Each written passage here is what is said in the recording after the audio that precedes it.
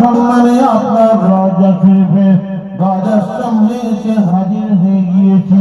ইয়া রাসূলুল্লাহ, ইয়া হাবিবাল্লাহ, আপনার কবর শরীফের ভিতর থেকে আপনার পবিত্র দস্ত মুবারকটা, হাত মুবারকটা একবার বাইরে বার করে দিন। আমি আব্দুল কাদের জিলানী জীবনের আশা মিটিয়ে আপনার হাতে আমি একটু চুমু খাবো। ইয়া রাসূলুল্লাহ, ইয়া হাবিবাল্লাহ, কিছুক্ষণ সময় ধরে আপনার হাতে আমি একটু মুসাফা করব।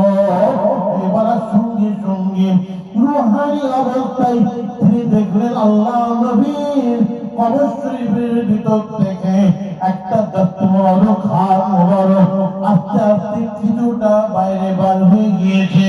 আর আপনার আমার প্রাণীটির জীবনের আশা মিটিয়ে আল্লাহ নবীর হাতে চুমু খেতে আরম্ভ করে দিয়েছে। আল্লাহ নবীর দস্ত মোবারকটাকে নিয়ে মুখে বুলাচ্ছেন। বুকে কিতাবের নাম যারা ইতিহাসের মানুষ হয়, কিতাবের মানুষ যারা হয়, তাহাদিওকে অস্বীকার করা মানে জেহালাত, মূর্খতা ছাড়া কিছুই নয়। তাই আমি বলি,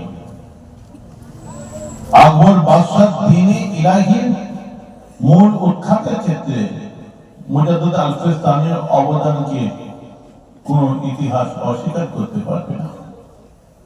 আপনি ভারতের ইতিহাস খুলে দেখেন, যেখানে লেখা আছে জয়পালের কথা, পৃথিরাজের কথা, সেখানে লেখা আছে আপনার আবার খাজা গরিব নওয়াজের কথা।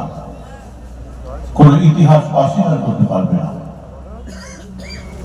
কিন্তু দুঃখ লাগে, আফসোস লাগে, আমি বলি কিছু খেজা মার্কা, ওয়াহাবি মার্কা, আহলে হাদিস মার্কা, মোল্লা মৌলবী, ইদানিং তাদেরকে দেখা যাচ্ছে মসজিদে, চায়ের দোকানে, বিভিন্ন জায়গায় বসে বসে তাদের কোনো কাজ নেই, খালি পীর মাশায়েখ ওলি আউলিয়াদের বিরুদ্ধে তারা কথা বলছে, খালি তাদের সম্বন্ধে খালি গীবত করছে, কটূক্তি করছে।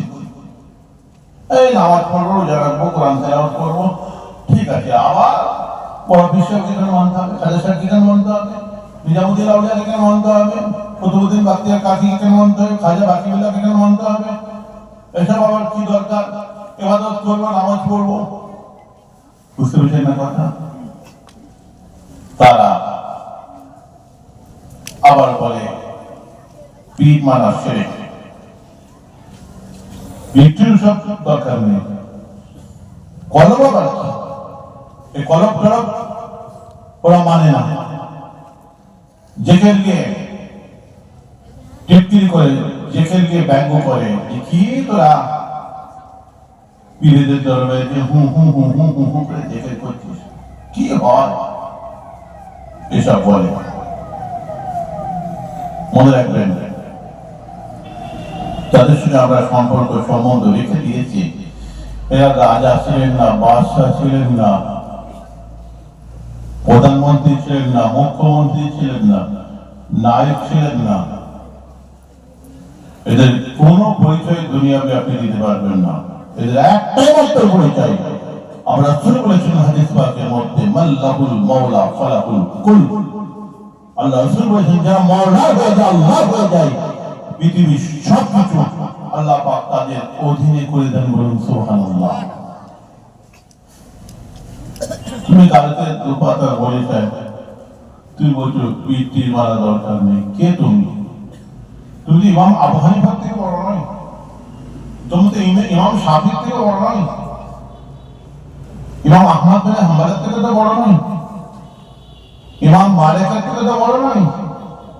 আমি বড় বিশ্বাস খাজা সাহেব, দাদা হুজুর, এখন এনাদের কথা আমি বলছি না, ইমামদের কথা আমি বলছি। ইমামদের কল থেকে একটা মশলা ইস্তেমবাদ করা যায়। সেই ইমামরা তারা পীর ধরেছিলেন। চার ইমামের এক ইমাম, ইমামে আজম আবু হানিফা রাহমাতুল্লাহ আলাইহি, তিনি বলেছিলেন যে আমার জীবনে দুটো পীরের সোহবত আমি পেয়েছি।